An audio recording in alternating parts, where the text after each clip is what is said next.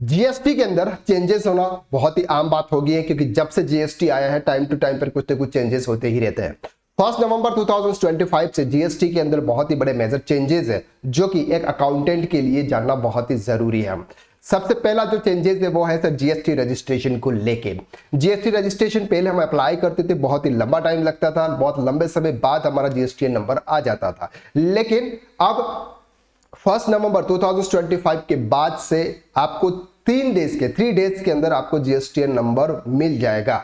तो यहां पर उन्होंने बताया कि sir registration shall be granted automatically within 3 working days from the date of application for low risk applicant. अब सर यहां पर कुछ कंडीशंस दे रखी है। कंडीशंस ये है कि सर अगर आपकी B2B सप्लाई में आपका जो आउटवर्ड टैक्स लायबिलिटी है वो 2.5 लाख पर मंथ से ज्यादा नहीं होना चाहिए। तो ये आपको 3 डेज के अंदर जीएसटी रजिस्ट्रेशन दे देंगे। 96% जीएसटी एप्लीकेंट को यहां पर फायदा होने वाला।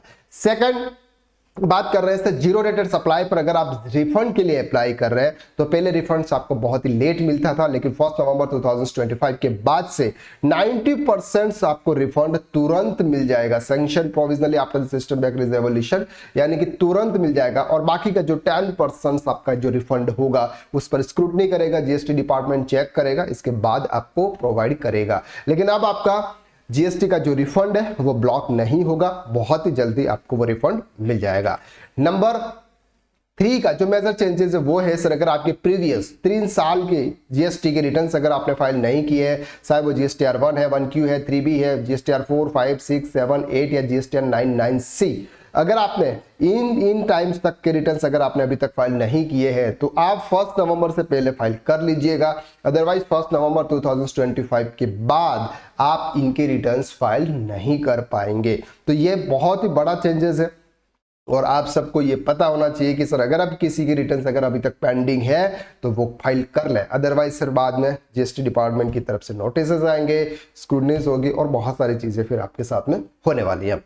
नेक्स्ट ऑप्शन आंसर आपका credit note on IMS. Credit note को लेकर पहले सर एक्सेप्ट और रिजेक्टेड का ही ऑप्शंस था, अब यहां पर क्रेडिट नोट के लिए एक और ऑप्शंस यहां पर एक्टिवेट कर दिया गया जिसको हम बोलते हैं पेंडिंग। अगर आपका क्रेडिट नोट है तो आप उसको पेंडिंग ऑप्शंस पर चूज करके उसको पेंडिंग रख सकते हैं। उसके लिए टाइम पीरियड है आपका 1 मंथ तक आप उसको पेंडिंग कर सकते हैं। अगर क्वार्टरली है तो नेक्स्ट क्वार्टर की जो भी रिटर्न्स होगी वहां तक आप उसको पेंडिंग कर सकते हैं। तो ये थे जीएसटी के चेंजेस। अब बात कर रहे हैं इनकम टैक्स की ड्यू डेट, क्योंकि अभी मंथ चल रहा है सर अक्टूबर और 31 अक्टूबर 2025 टैक्स ऑडिट रिपोर्ट के लिए, आईटीआर फाइलिंग ऑफ कंपनीज के लिए, ITR filing tax audit cases partners, TDS return और DIR 3 KYC फॉर्म के लिए जो लास्ट डेट है वो है सर 31 अक्टूबर 2025। इसके पहले रिटर्न आपको फाइल करना है, टैक्स ऑडिट आपको फाइल कर देनी है। तो अगर नहीं किया है तो फिर लेट फीस आपकी लगेगी। 30 नवंबर ट्रांसफर प्राइसिंग के लिए है, 15 दिसंबर इंस्टॉलमेंट ऑफ एडवांस टैक्स के लिए है और 31 दिसंबर 2000 ROC फाइलिंग के लिए है, यानी कि कंपनीज के लिए। तो ये कुछ मेजर चेंजेस और कुछ ड्यू डेट थी जो आपके साथ में शेयर करनी थी। तो आज के लिए बस इतना, नेक्स्ट वीडियो में फिर मुलाकात करते हैं, तब तक के लिए थैंक यू सो मच।